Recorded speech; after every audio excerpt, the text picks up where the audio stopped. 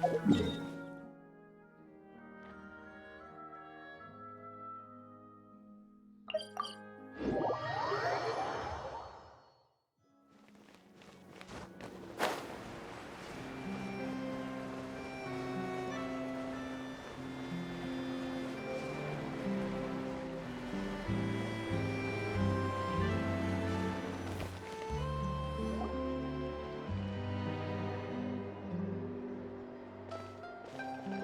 morning! Hayaka and I were just talking about you. Is Chevra still not joining us today? Probably not. We haven't seen her either. Huh? That's such a pity. Director Farina said that we've only got a few small scenes left before wrapping up the entire thing. She even said that she'll get me into a couple scenes, so everyone will have a chance to shine in front of the camera. We were also planning on having a victory feast once we're all finished filming. You can join us, right?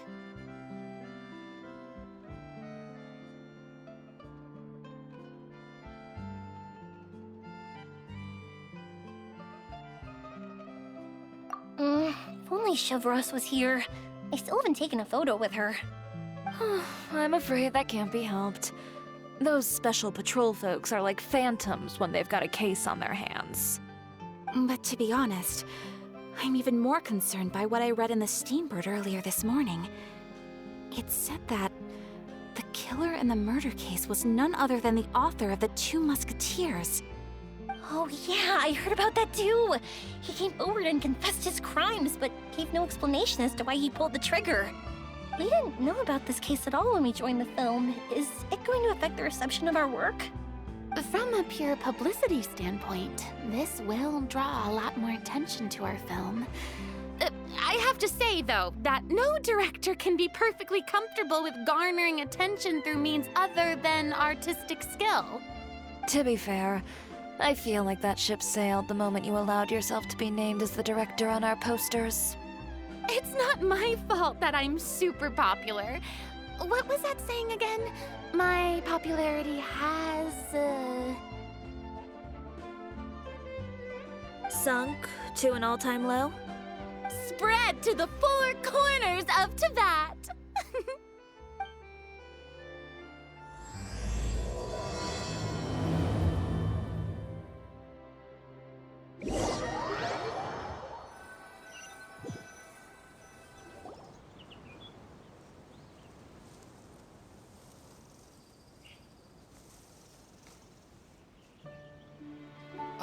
Excuse me, everyone.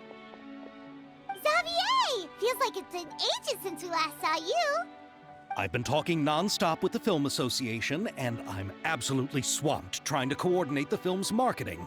So forgive me for not being around more often, but please believe me when I say that I will make sure everyone's hard work gets the exposure it deserves. Oh, seems like you've been fighting your own battles. Yes, that's one way to put it. Oh, and before we begin the final round of filming, please allow me to finally introduce you to the original investor of our film, Mr. Morris. A pleasure to meet you all. Yes, glad to make your acquaintance, Mr. Morris. We've heard about the issues you've encountered with your financial situation, and genuinely hope that things have taken a turn for the better. Oh, well, the situation has indeed improved somewhat. Don't worry, Mr. Morris. Accidents and last-minute challenges happen all the time. There's no need to blame yourself over it. The good news is that we're almost done filming now, and I would even say that this is the best story I've ever seen. Is that so? I say that's great news. All right, now that we've gotten all the pleasantries out of the way, let's get the show on the road. We'll mostly be filming typical people and scenery from the streets today to improve the sense of environmental ambiance in some parts of the film. Oh, and there'll be a cameo for Mr. Kamisato and Miss Yoimiya as well. They'll be used to show outsider perspectives on the fates of the Two Musketeers. That's right. Ayato should be here any minute. Excellent! Then let's start with the scenery shots. Camera and clapper loader, you're up. Yep, we'll some wide zoom shots of the streets. If you happen to find some particularly lovely patches of flowers and grass, feel free to grab some close-ups of those as well. Ready? Lights! Camera! Action! Okay, now move the camera slowly. Try to focus on that flower. What's wrong? Just adjust the focal length a bit. Something the matter? Huh? But wasn't it working fine for all the days before? Veronique, can we try a different camera? No problem. How about this one? All right, let's give it another try. Lights! Camera! Action!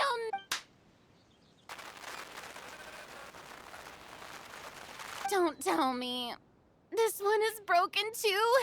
Veronique, do we have any other spare ones we can... I'm afraid we only brought these two today. What? Then go find a workshop to get them repaired right away. Oh, and you too, Bono. Go find our spare camera in the warehouse and bring it back to the set. On it. Greetings, everyone. My apologies for the delay. It seems like there are some issues with the filming equipment today. We're stuck for the moment. I see. Well, let's not just stand here twiddling our thumbs. Actors, to the makeup booth. We'll start on the next scene as soon as we get a working camera. The people at the workshop told me that the part which holds the lens in place seemed to have fallen off. That's super strange. It was perfectly fine just yesterday. Well, no time to dwell on that now. Let's get back to filming. Ahem! Quiet on set! Places, everyone! Lights! Camera! Action! By the way, have you heard about that recent murder case? Yes, I have. It seems that they've caused quite the commotion in the city. I heard that the chief of the guards is so mad about not catching the culprit that he's about to explode. Oh? I find that quite hard to imagine, considering how he already looks most days. Director, we have a problem.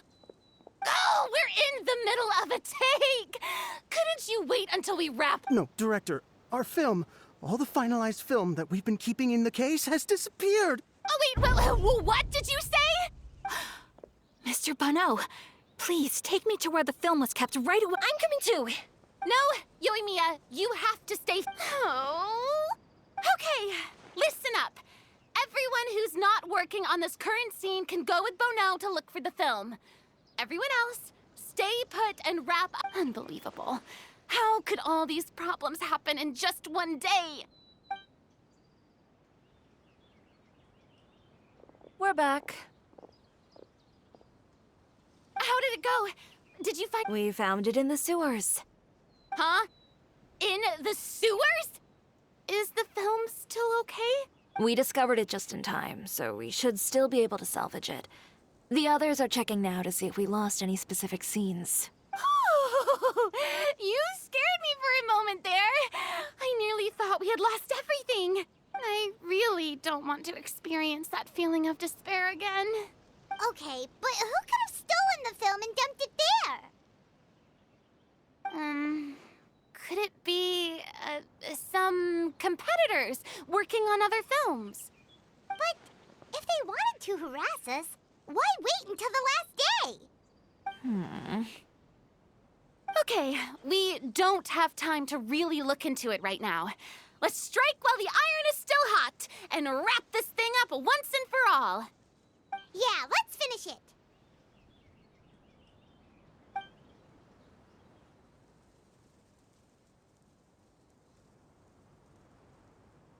I would like to officially announce that our entry to the festival, The Two Musketeers, has now concluded filming!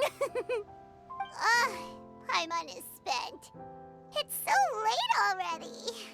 Even though the filming process proved to be extremely challenging, everyone provided valuable and unique contributions to the final product. Thank you all for your dedication and support. And just like Director Farina, I would also like to extend my most heartfelt thanks to all of you. Really, you've all helped me so much. All right, let's save the awards speech for later, and hopefully also get some rehearsals in before the real thing. Anyway, now it's time to party! Let's all make our way to the beach and have a celebration feast so loud and fun that even the blubber beast will want in. Party, party! Paimon wants to party!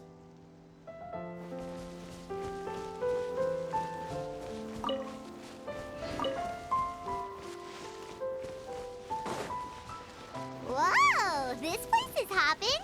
Everyone's finally getting to relax after wrapping up the film.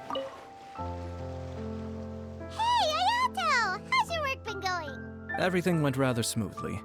Thank you for your concern. Ayato told me that we've already confirmed the dates for some Inazuma Fontaine cultural exchange events. So the next time we visit, we'll be doing so in our capacities as the representatives of the Yashiro Commission. Oh, that's great! Then maybe Paimon will be able to find Fontaine detective novels in Inazuma from now on! Oh, wait. Wouldn't Yae Miko get upset if that happens? That would be stealing some of her business. You've got a point. She's always complaining that light novels have become bland and too predictable after all. The cultural exchange won't only feature literatures of both nations, of course. We have also made plans for cross-cultural engagements in the fields of gourmet cuisine, toy making, and... Wow! Paimon's getting super excited now! When the time comes, be sure to visit and participate in all the events.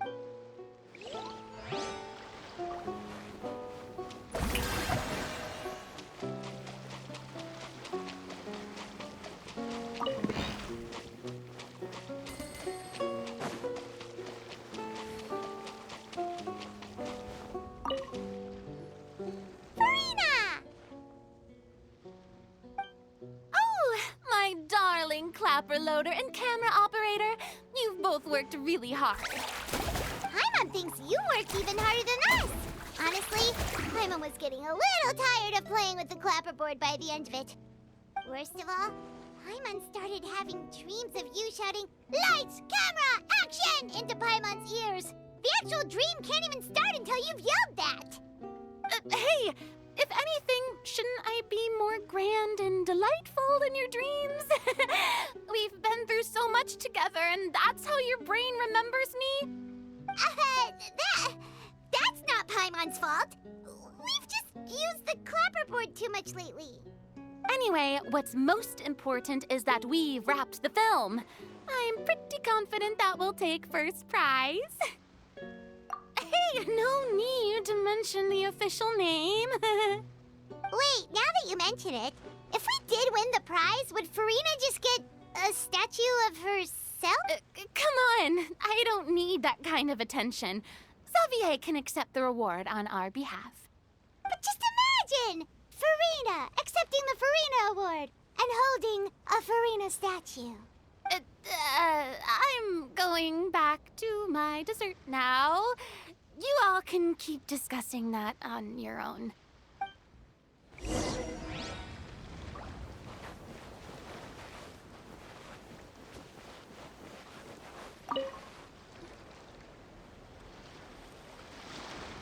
Shiori!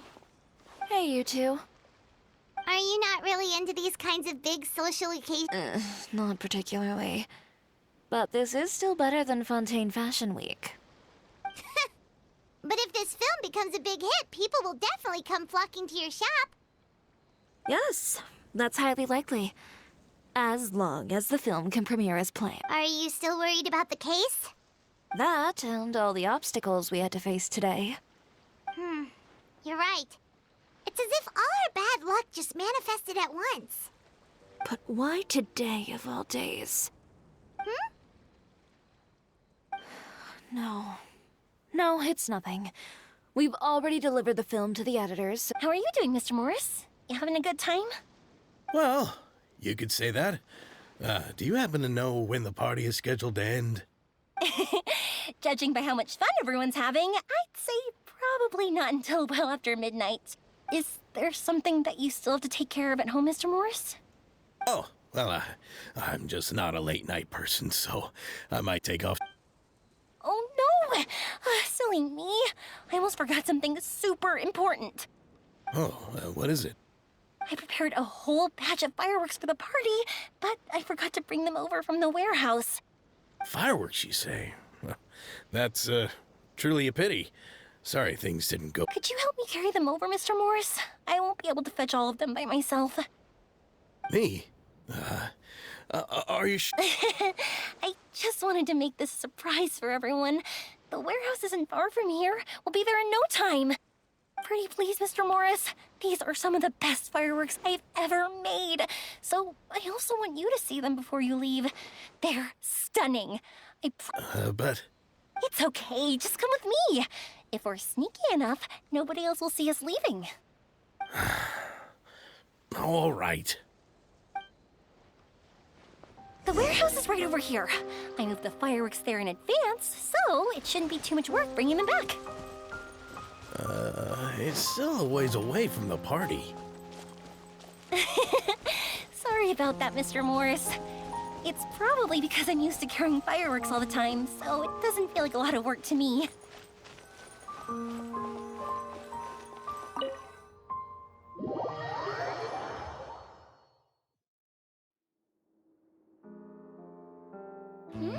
It's dark in here. Wait here, Mr. Morris. I think the light switch should be somewhere over here. Why did I have to get roped into this? What was that?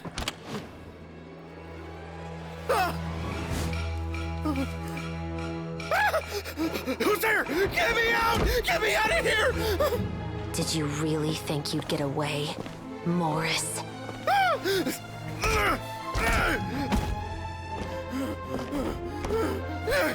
You've got the wrong guy! It wasn't me! I'm not the killer! You know, Eliza died a far more heroic death than this. She fought your assassin to the end, to save the children she had hidden beneath the floorboards.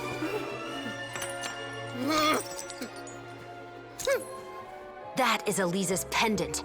The one with a photo of you two inside. The one you gave her. Ring any bells? It's a fake! It has to be! There's no way! No way your assassin didn't destroy it, you mean?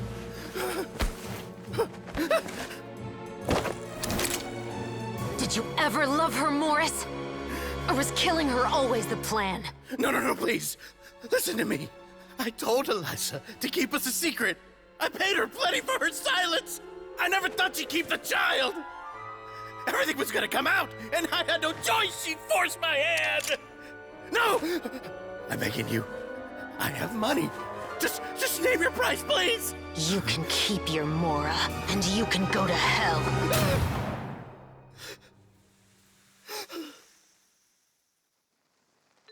I'm Captain Shovraz of the Special Patrol. Morris, you're under arrest for Eliza's murder. Huh?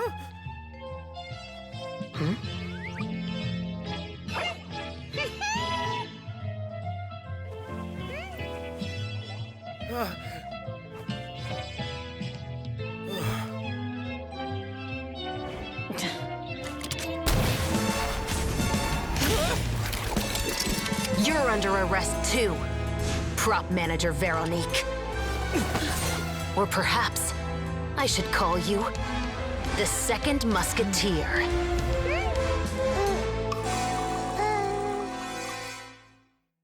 Wait, what's going on? This wasn't in the script. Drop the gun, Veronique. Why? Why would you keep me from exacting revenge on this heartless monster? Drop your weapon. This is my final warning.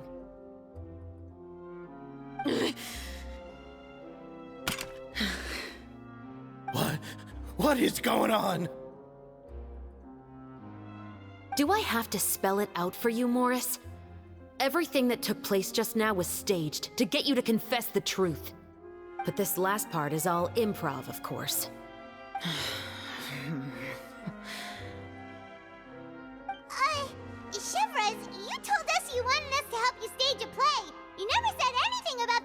musketeer! It's because even I had no way to confirm my theory until now. Thank you for your performance, Yoimiya.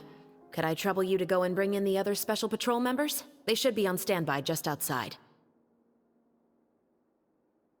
Oh, and please tell the other cast members not to worry about us. We'll be rejoining them shortly. On it!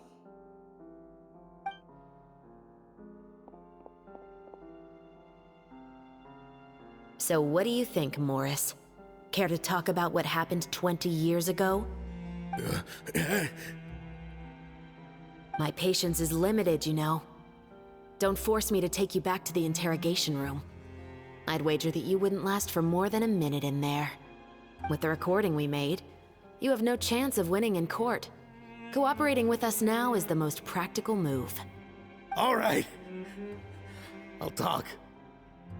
I hired an assassin to murder Elisa. She once worked as a maid on my family's estate. She was very beautiful, and after some time I fell for her. We kept our relationship a secret and carried out an affair for some time, but it wasn't long before she became pregnant. And if my parents ever found out, they would have stripped me of my inheritance and status, driven me out of my home. I also didn't expect Elisa to insist on bringing the pregnancy to term. She even asked me to leave my family and travel far, far away with her. She believed that you were truly in love with her. I didn't have a choice. I gave her a large sum of mora, told her to leave the family and to get rid of the baby. But then years later, she sent me a letter. There were photos of 2 children, and she even asked if I could find some time to visit them. Huh? 2 children? Paimon thought Baptiste was the only... you mean... Even if she had the children against your will, you could have just ignored the letter entirely. Why kill her? I had just gotten engaged to be married to an heiress from another wealthy family. So if anyone were to find out about Elisa, my life would be completely ruined. I didn't have a choice. No. You always had a choice. You just made the wrong choice. Again. Do you know how it feels to watch your mother be killed right in front of you? My brother and I were hardly even school age yet. We were hidden beneath the floorboards, grasping each other's hands like a lifeline. We were so terrified that we didn't even know we could ever take a breath. All we could do was to watch Mother try to fight back, and then collapse to the floor. Even after the assassin left, we were still too terrified to leave our hiding spot. We thought that he might come back. It was only until the next evening when we finally climbed out and gathered around our mother. But she had already become cold and stiff to the touch. You made up your mind right then and there to bring this case to light. Not only that, we resolved to get our revenge. And that's why you became the Musketeers. No, that's why I became a musketeer. The man from before was also killed by me. My brother had nothing to do with it. I figured as much. You did? I once told these two that he didn't look like a killer to me. His confession from that night also rubbed me the wrong way. I think what really tipped me off was, how could I not feel a sense of regret in him? Huh? He confessed faster than any criminal I've ever met, but he didn't say a single word about you. He insisted that he was the sole perpetrator in the case. But after the questioning ended, I disassembled the musket we dug up from his backyard, put it in front of him, and told him to reassemble it. Wanna guess how far he got? He had no idea where to even start. He's never touched a gun in his life. Based on that, I determined that he was not acting alone. He only surrendered himself to draw our attention and create a moment of opportunity for his partner. So, I decided to play along. And as expected, the second musketeer followed us without hesitation once she saw Morris get separated from the rest of the cast. Besides, Why else would he call the novel The Two Musketeers? But how did you know it was Veronique? I figured it out the moment Baptiste told me his father's name. That so-called financial crisis was all just a ruse. He just wanted to sign up as the investor and then leave the film without any source of funding. After all, he has a vested interest in minimizing the reach of this story. It's really just the same thing as what he did to Eliza all those years ago. Human scum. But then Xavier pulled out all the stops and got the film made against all odds. Morris couldn't have that. With the killer in custody, he figured it was safe to act. And so he came to visit the set today, just as I expected. Wait, so you were behind all those mishaps today?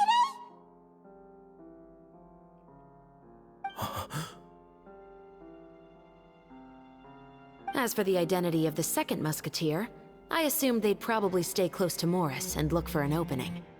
And if they already knew that Morris was the film's investor, then that narrowed the list of potential suspects as well. Furthermore, being the props manager would allow the culprit to avoid scrutiny by purchasing mechanical parts in the name of the crew. With that hypothesis in mind, I went back to check Baptiste's orphanage adoption records. Guess whose name I saw on the same page, just a few lines from his. My brother. He trusted you. As in, he trusted me to perform the deed on his behalf? He trusted you to stand on the side of justice. I am. I thought you could do it as well. Oh, the look on your face when you told him to go to hell. I really thought you'd put a bullet in his brain. You know what he has done. Are you telling me that you'd rather see him spend the rest of his life living like a king in the fortress of Meripede? I will never be able to forget the feeling of my mother's cold, lifeless hands. And you would call this ending fair? Is this what you call justice? I won't lie, Veronique. I did hesitate when your brother first told me about the truth. I wondered. I agonized over whether I should really put a bullet in his head. So why don't you? Because that should never be how justice is carried out in this world. Perhaps, to you, justice is simply reciprocated. An eye for an eye, and a life for a life. But everyone has their own understanding of justice. If everyone were to pursue their own definition of it, there would be no more order in this world. Today, you'll kill Morris, and tomorrow, his children may come for you. The world cannot render judgments based on a desire for revenge. That will only lead to a cycle of revenge, as well as the destruction of order and civilized society. Fontaine is founded on a set of laws and a standardized code of justice. That is why we are the nation of justice. But with all that said, I will promise you this. Morris will not lead a cushy life in the fortress of Meripede. Chevreuse, the rest of the Special Patrol is here. Thank you so much, Yoimiya. Letelier, Terena, please take them away.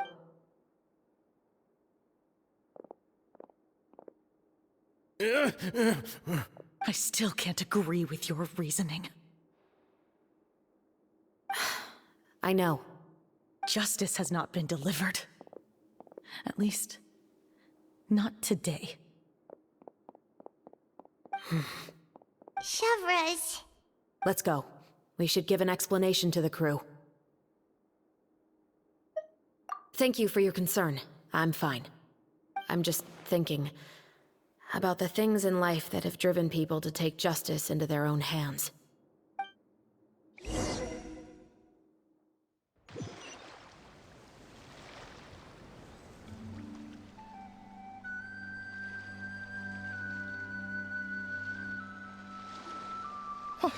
Who would have thought Morris would turn out to be... I'm at a loss of words. How could he have done something like this? I'm just glad that you're all safe and sound. Who knew that such a labyrinth of cases would be behind this story? Well, what should we do now? We have a finished film, of course, but should we still go ahead with the premiere? What do you mean? Shouldn't you be even more motivated to spread the word now that you've learned the truth? Chiori is right. I'd also like more people to see this story for themselves. But the real ending of the story seems to have deviated somewhat from the one in the script. Is that still acceptable to you, Miss Chevreuse? The call is yours. We still have time to reshoot an ending if that's what you'd like. No, it's fine as is. I like what we have for the catharsis. Romanticism is what gives works of art their appeal. Fiction is able to explore means of restitution that could never work in real life. Just like the real world, the world of stories also has its own set of rules and justice. These different possibilities are what Sounds good to me. What about Veronique? Will she be okay? She will soon face her judgment alongside her brother and Morris. If I had to guess, they'll probably all be sent to the fortress of Meripede. I'll make sure to give Risley a heads up about it. Oh, you mean that kind of heads up?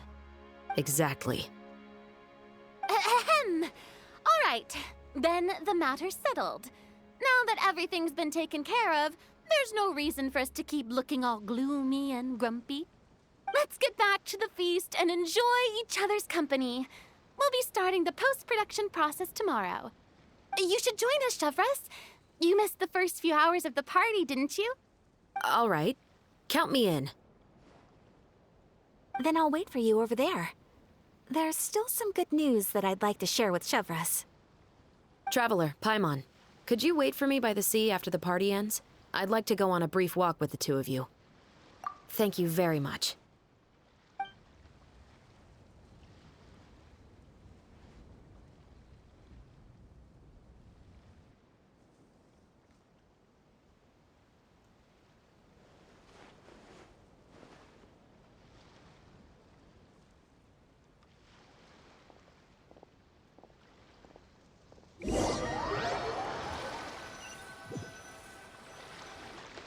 Sorry for the wait. Oh, we weren't waiting long at all. Is there something else you wanted to tell us? No, I don't have anything new to share. I just felt that since you were my investigation partners, I should have another conversation with the two of you.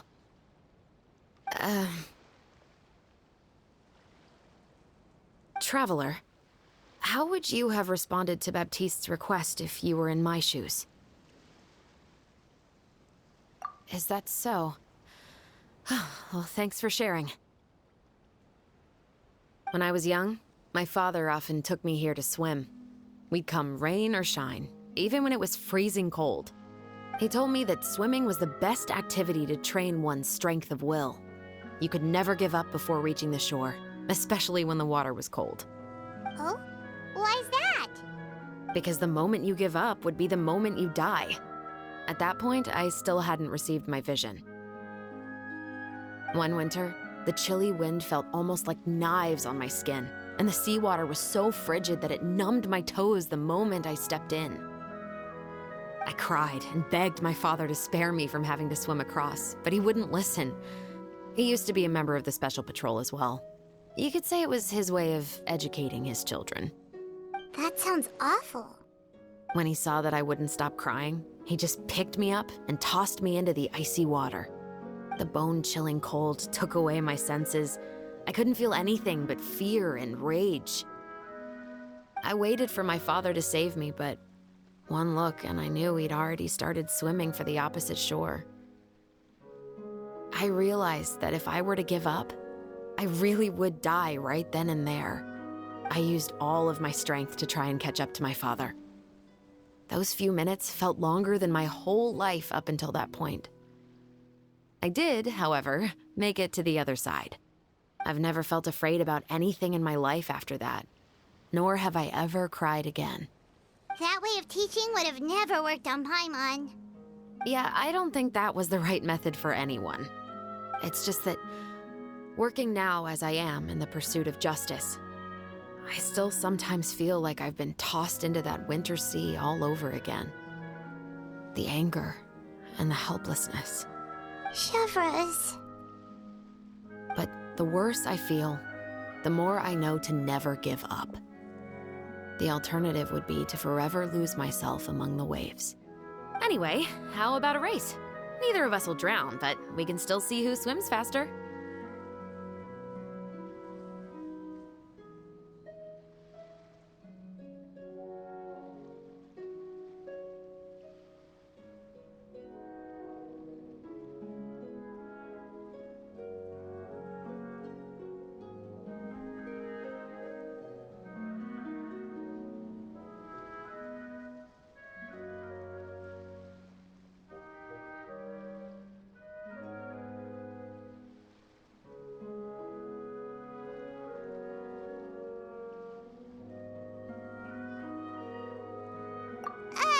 You guys go ahead! Paimon will grab the clapperboard to mark the start of the race.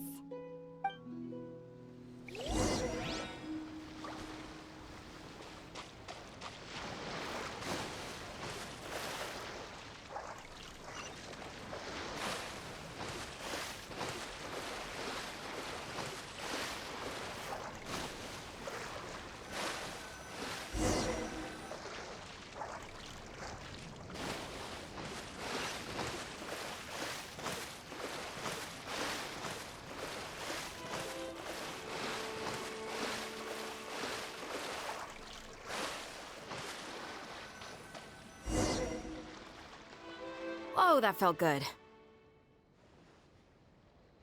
You were so fast in the water, Chevres. You were swimming even faster than Paimon can fly. So, about the special patrol. Did you join because of your dad? Partly, but I'd say I was more inspired by the heroes I read about in stories growing up. Oh, so it's due to your love of stories. Of course, it was only after I joined the Special Patrol that I learned that truth is often stranger than fiction. Come on, let's walk a bit more.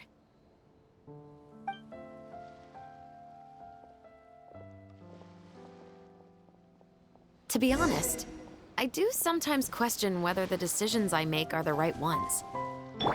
But I know that no matter what, I must keep swimming. Because the only thing I've got my eyes on is the shore in the distance.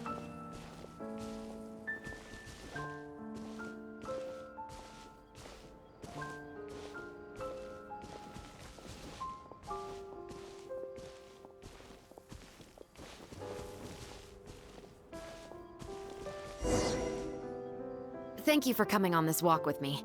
I feel a lot better after getting all that off my chest. Huh. We're nearly back at Baptiste's house. Huh. You're right. I didn't realize we were so close. He really did plant a lot of flowers. It's just like how he described it in the story. Huh? Wait. Paimon, Traveler, look! The rainbow roses in the garden. They're in full bloom now.